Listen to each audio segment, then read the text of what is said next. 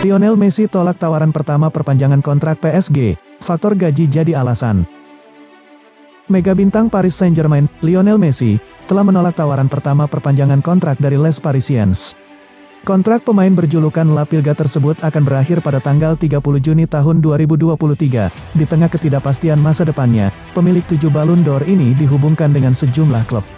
Namun, PSG berusaha untuk mempertahankannya setidaknya 1 tahun lagi di Parc des Princes. Dilansir bolasport.com dari Sportskida, tawaran pertama telah diberikan kepada Messi, tetapi ditolak. Faktor gaji dilaporkan menjadi salah satu alasan mengapa tawaran yang diberikan oleh PSG ditolak. Pasalnya, PSG meminta pemain berusia 35 tahun itu mengurangi gaji yang diterimanya saat ini. Sebagai informasi, saat ini Messi menerima upah sebesar 38,84 juta pounds per musim atau sekitar 691 miliar rupiah. Permintaan PSG untuk La Pilga menurunkan gajinya ini dikarenakan raksasa Liga Prancis tersebut berupaya untuk tidak melanggar aturan Financial Fair Play, FFP. Tak hanya Messi yang diharapkan bisa menurunkan gaji, tetapi sejumlah pemain juga demikian. PSG bahkan harus melego sejumlah pemain demi bisa mengurangi tuntutan gaji agar tidak melanggar FFP.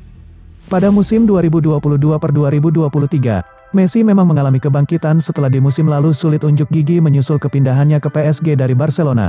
Proses adaptasi di Paris membuat performanya menurun dibandingkan saat di Barcelona. Namun, musim ini didikan Akademi La Masia itu telah keluar menunjukkan performa terbaiknya. Bersama PSG, sejauh ini Messi sudah mengemas 17 gol dan menghasilkan 16 assist dalam 28 partai di semua ajang.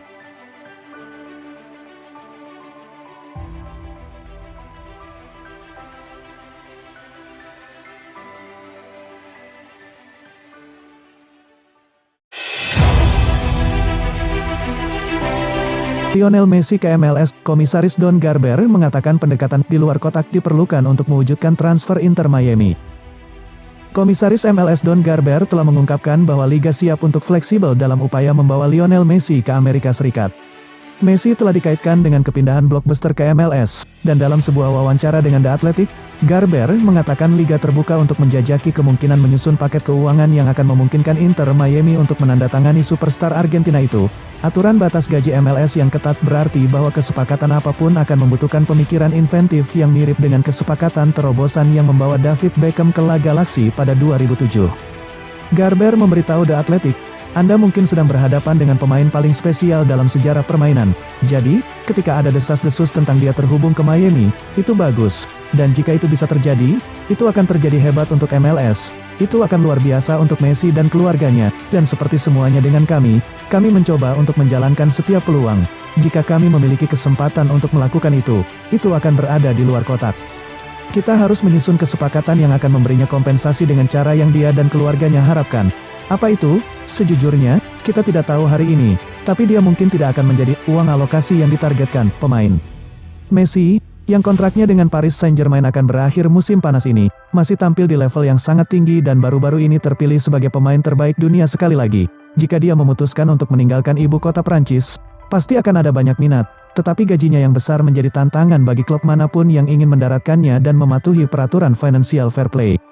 Kesepakatan yang membawa Beckham ke La Galaxy termasuk klausul yang memungkinkan dia untuk membeli waralaba MLS baru seharga $25 juta, 21 juta pound, angka yang terbukti murah ketika mantan pemain Manchester United itu menciptakan Inter Miami, yang sekarang bernilai lebih dari $600 juta, 499 juta pound.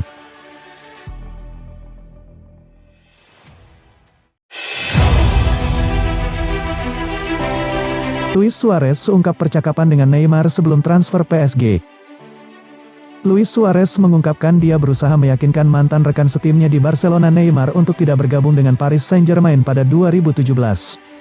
Beberapa transfer yang pernah memiliki dampak seismik seperti kepindahan Neymar €222 ke Paris, yang bertemu dengan banyak kontroversi pada tingkat keuangan dan olahraga. Di Barcelona, itu mengakhiri secara tiba-tiba trio MSN, yang terkenal Lionel Messi, Suarez dan Neymar, yang secara luas digembar-gemborkan sebagai salah satu trifecta paling dominan dalam sejarah sepak bola, dan Suarez mengaku dia tidak ingin era itu berakhir, ketika itu terjadi. Ditanya oleh pelacar apakah dia dan Messi berbicara dengan Neymar sebelum transfer, Suarez mengatakan, "Ya, sangat menyakitkan bagi kami sebagai teman Neymar, karena di pramusim, ketika kami duduk untuk membicarakannya, dia akan memberitahu kami bahwa dia tidak pergi." Saya tidak suka membicarakannya terlalu banyak, tetapi ada saatnya ketika itu adalah kesepakatan yang terlalu besar.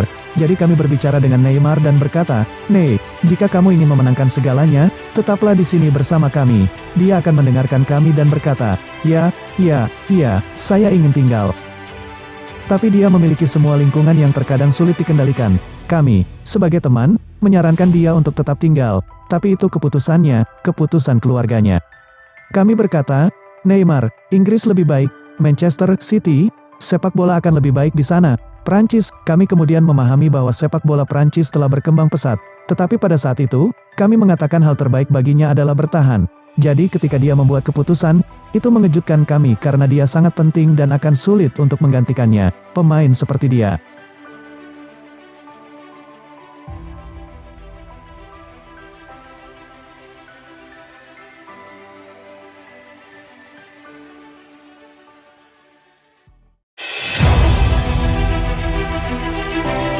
Achraf Hakimi resmi ditetapkan jadi tersangka kasus pemerkosaan. Bek kanan Paris Saint-Germain, Achraf Hakimi, resmi menjadi tersangka kasus pemerkosaan yang dituduhkan kepadanya. Diberitakan bolasport.com sebelumnya, seorang perempuan berusia 24 tahun menuduh Achraf Hakimi memperkosanya. Ia mengeklaim kejadian itu berlangsung pada tanggal 25 Februari tahun 2023 di rumah Hakimi di Paris, Prancis. Mantan pemain Real Madrid tersebut membawa korban ke rumahnya ketika partner dan kedua anaknya sedang pergi berlibur. Media Prancis, Le Parisien, menulis bahwa korban melapor ke polisi meski tidak mengajukan gugatan. Kendati demikian, kasus tetap berjalan setelah kantor penuntut umum publik di Nanterre, yang merupakan wilayah suburban di bagian barat Paris, sudah membuka investigasi.